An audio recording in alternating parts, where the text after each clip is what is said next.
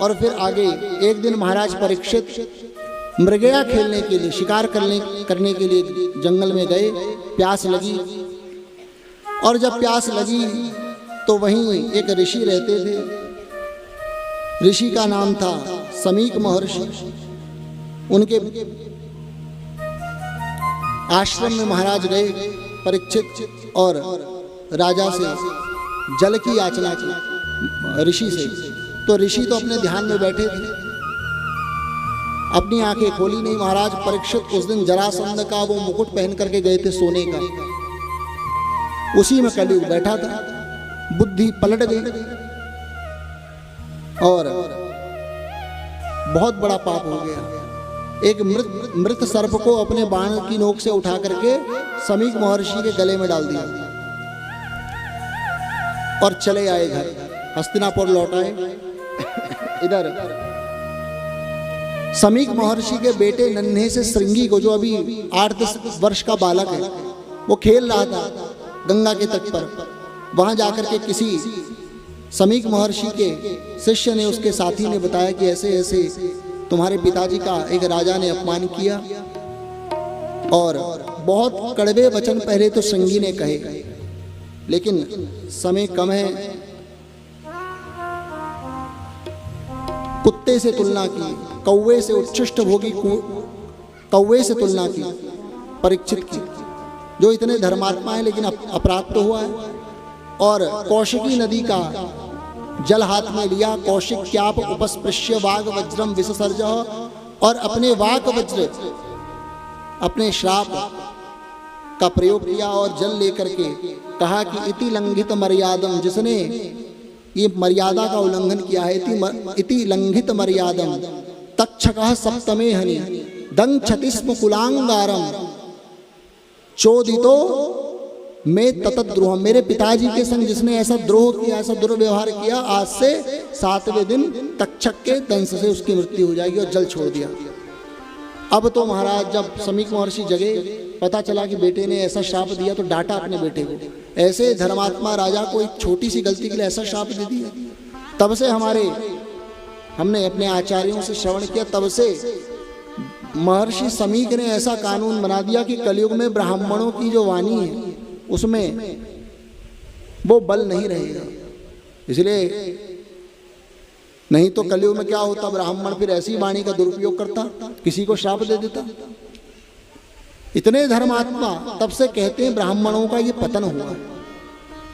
और आज आप जानते ही, परंतु आज भी 0% ब्राह्मण 0% ऐसे हैं जो सत्य बोलने वाले हैं, आचार धर्म वेदादि धर्म का पालन करने वाले हैं, तो उनकी वाणी तो मिथ्या नहीं होती भैया। लेकिन हाँ, तब से ऐसा कहते हैं कि ब्राह्मणों की वाणी का दमखम भी नष्ट हो गया, क्योंकि कलयुग था। अब ब्राह्मण किसी यजमान में रुष्ट हो जाते तो उल्टा बोल देते, तो तब से ऐसा समीक महर्षि ने नियम स्थापित कर दिया। ऐसा कठोर एक धर्मात्मा राजा को एक छोटी सी गलती थी, क्या हो गया महाराज, बेटे को खूब डांटा, बहुत उल्टा सीधा का ये सब बताया यहाँ पर समय नहीं है। अपने शिष्यों को भिजवाया हस्तिनापुर कि जाओ बता दो महर्षि को, जाकर के बता दो परीक्षित को, राजर्षि परीक्षित को कि 7वें दिन तुम्हारी मृत्यु हो जाएगी। समीक महर्षि के जो शिष्य थे वो गए और जाकर के बताया। इतने में जब ये अपराध कर चुके थे परीक्षित, तो उनको पछतावा हुआ। जरासंध का मुकुट निकाला, जैसे ही अपने पर्यंक पर बैठे तो विचार करने लगे, अरे मैंने इतना बड़ा अधर्म कर दिया, इतना बड़ा पाप कर दिया है, मेरे से बड़ा कोई नीच नहीं, ऐसा नीच कार्य मैंने कर दिया, एक ऋषि का अपमान कर दिया। अहो मया नीच मनार्यवत् कृतम निरागसी ब्रह्मणि गूढ़ तेजसी। एक वो ब्राह्मण जिसने अपने तेज को छिपा रखा था, उस ब्राह्मण को मैं पहचान नहीं पाया और भारी पश्चाताप हुआ। कहते हैं कि अद्यैव राज्यम बलमृद्ध कोशम, आज ही मेरा राज्य नष्ट हो जाए। परीक्षित ऐसा कहते हैं, आज ही मेरी धन लक्ष्मी लुट जाए। प्रकोपित ब्रह्म कुलानलों में, ब्राह्मण की अग्नि में जलकर मेरा सब कुछ राजपाट नष्ट हो जाए। ब्राह्मण का अपमान हो गया। दहत्व भद्रस्य पुनर्नमे भूत, जिससे पुनः मेरे से ये गलती ना हो।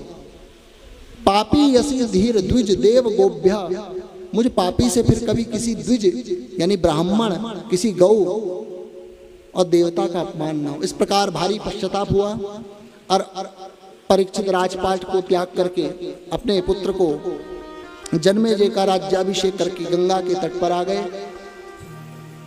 आमरण अनशन व्रत ले लिया, प्रायोपवेशन करके गंगा के तट पर विराजमान हो गए। यत्र तत्र रहने वाले, साधना करने वाले ऋषियों को जब पता चला कि राजर्षि परीक्षित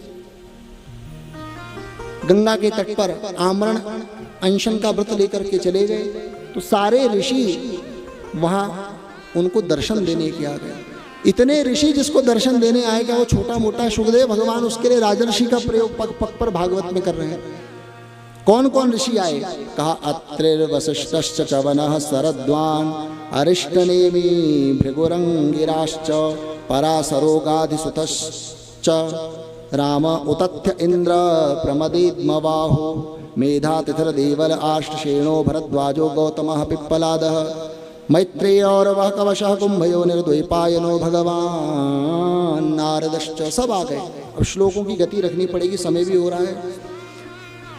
समस्त ऋषियों का दर्शन करके परीक्षित कहते हैं अहो अहो वयम धन्यतमा नृपाणाम महत्तमानो ग्रहणीय शीला। आज मैं कृतार्थ हुआ, आप सब ऋषि मुझे दर्शन देने के लिए आए, मेरा बड़ा सौभाग्य। और तब तक उधर से ही कहीं देखो, एक ब्राह्मण ने श्राप दिया और ब्राह्मण के श्राप का निवारण भी एक ब्राह्मण के ही पास है। जैसे विष को काटता है, लोहा लोहे को सब जानते हैं, तो भगवान ही देखो परीक्षित का सौभाग्य देखो, कितने धर्मात्मा है। आज तक भगवान किसी की रक्षा करने के लिए गर्भ में नहीं आए, ना भगवान देवकी के गर्भ में आए। ये बहुत शास्त्रों का मर्म है। आप बोल रहे हो कैसी व्यास जी आप बात कर रहे हो, भगवान गर्भ में नहीं आए। हम तो जानते देवकी के बेटा बन के आए, कौशल्या के बेटा बन के आए, पर इन सब विषयों पर चर्चा होगी जब चौथे दिन की कृष्ण जन्म की कथा आएगी। ये बड़े गुप्त विषय हैं पुराणों के, विष्णु पुराण, भागवत, पद्म पुराण, तो ये सब तब चर्चा होगी। ब्रह्मवैवर्त पुराण के छुपे रहस्य हैं जो भागवत में प्रकट होंगे। तो मैं कहने का मतलब ये है कि उत्तरा के गर्भ में परीक्षित की रक्षा करने के लिए आए। आज तक अपनी माँ के गर्भ में भी नहीं आए, देवकी के नहीं, यशोदा के नहीं, जब वामन बन करके आए तो भी नहीं आए, अदिति के गर्भ में भी नहीं आए, प्रकट हुए सामने, लेकिन उत्तरा के गर्भ में आए। तो सोचो परीक्षित कितना सौभाग्य। आज मरने जा रहे हैं तो वही भगवान व्यास नंदन के रूप में, नन्हे से 16 वर्ष के सुखदेव के रूप में ब्राह्मण का वेश बना करके आ गए। और यहां से भगवान सुखदेव अपनी मस्ती में कहीं से घूमते फिरते गंगा के तट पर आए, जहां अनेक ऋषियों की सभा, और उस सभा के मध्य में राजर्षि परीक्षित गिरे हैं। एक से एक ऋषि एक से एक उपाय बता रहे हैं, ऐसा कर लो तुम मरोगे नहीं, ये कर लो। इनका भी यत्र तत्र पुराणों में वर्णन मिलता है। और यहाँ से सुखदेव भगवान का आगमन हो गया। संत समागम हरि कथा तुलसी दुर्लभ दो सुतदारा लक्ष्मी पापी के भी हो। तत्राभवद् भगवान् व्यास पुत्रो यद्रेच्छया गामटमानो न पीच्छ। तत्राभवद् भगवान् व्यास पुत्रो यद्रेच्छया गामटमानो न पीच्छ। अलक्षलिङ्गो निजलाभतुष्टो वधूरवेश तं द्वैष्टवर्षं सुकुमारपाद करोरुबाहवंसकपूलगात्रं चार्वायताक्षो नसतुल्यकर्ण शुभ्रवाननं कम्बुसूजातकण्ठं निगूढदत्रं पृथुतुङ्गवक्षस महावर्तना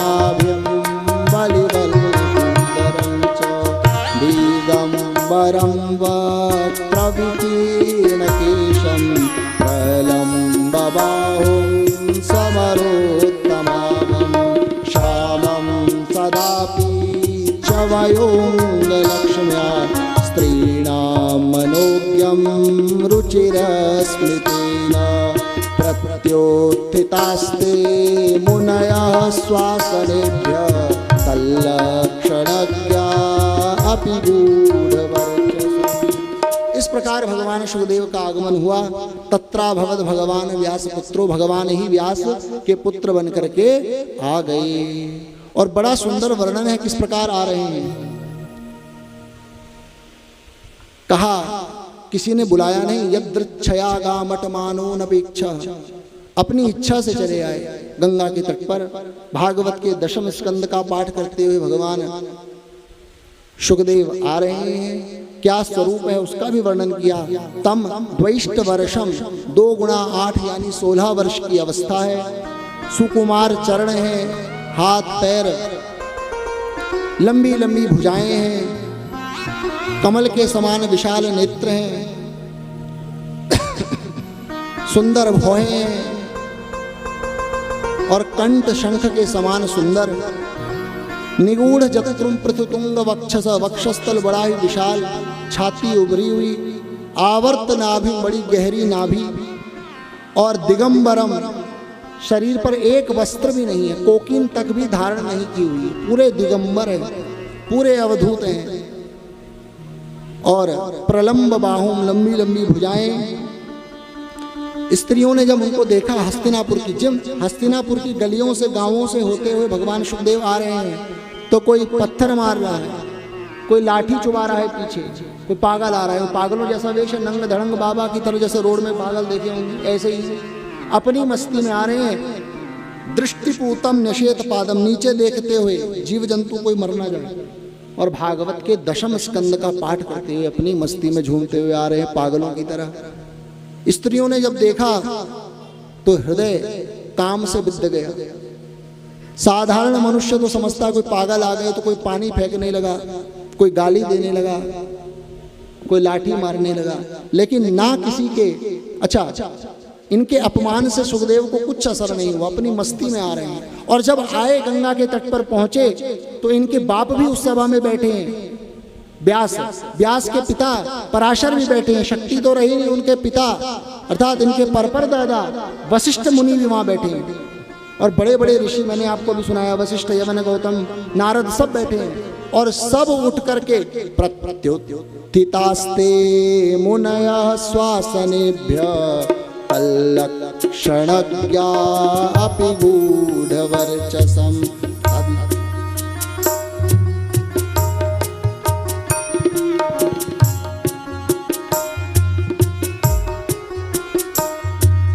प्रत्युत्थितास्ते श्वासनेभ्यः तल्लक्षणज्ञा अपि गूढ़वर्चसम्।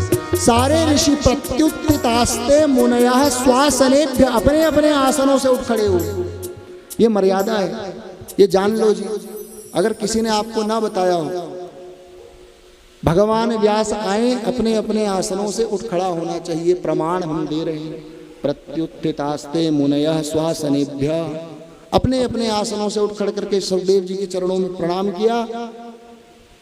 परंतु बड़े बड़े ऋषियों के द्वारा इस प्रकार सम्मान पाकर के भी कोई हंसी नहीं, कोई मजा नहीं। ऐसा ही व्यास को होना चाहिए, नहीं हाँ, वो गाड़ी से बाहर आकर के यूं यूं नेताओं की तरह। तो प्रत्युत्थितास्ते मुनयः, ना उन स्त्रियों और बच्चों के द्वारा अपमानित हुए तो क्रोध आया, और ना जब सम्मानित हुए बड़े बड़े ऋषियों के द्वारा तो कोई मतलब ही नहीं, ना कोई हंसी है, ना कोई आनंद है, अपनी मस्ती है, नीचे दृष्टि है, और भागवत का पाठ करते हुए आ रहे हैं। महाराज परीक्षित ने पूजन किया, कहा अहो अद्य वयम ब्रह्मन् सतसेव्या छत्र बंधव, हम अधम क्षत्रियों को आपने आज दर्शन देके हमें कृतार्थ किया है। आज मेरे जो पितर हैं पवित्र हो गए, आज मेरे कुल का आपने उद्धार कर दिया। और फिर प्रश्न किया, सुखदेव भगवान का पूजन किया, व्यास आसन पर बिठा दिया और प्रश्न किया, अतः पृच्छामि संसिद्धिं योगिनां परमं गुरुं पुरुषस्य यत् कार्यं म्रियमाणस्य सर्वथा। म्रियमाण व्यक्ति को क्या करना चाहिए? देखो सबने यही प्रश्न किया मरने वाले व्यक्ति को। भागवत मरना सिखाती है। और शायद थोड़ा सा हम पहुंच जाएं कि कैसे मरना चाहिए, मरने की विधि भागवत में वर्णित है। भागवत क्या है? नाच गाना थोड़े ना है जी। आजकल जो आप भागवत में नाचते हो, गाते हो और बस झूमते हो, ये सब नहीं है। भागवत मरना सिखाती है। अपना मरना आपका सुंदर हो गया तो गति हो गई, मरना बिगड़ गया तो दुर्गति हो गई, बनोगे कुत्ता बिल्ली सुअर गधा। तो भागवत मरना सिखाती है और मरने की विधि सुखदेव जी ने अगले अध्याय में वर्णित की। वो सब विधि का भी पालन करना चाहिए। आगे कहा यत् श्रोतव्यम अथो जप्यम यत् कर्तव्यम नृभि प्रभो स्मर्तव्यम भजनीयम वा ब्रूहि यद वा विपर्ययम्।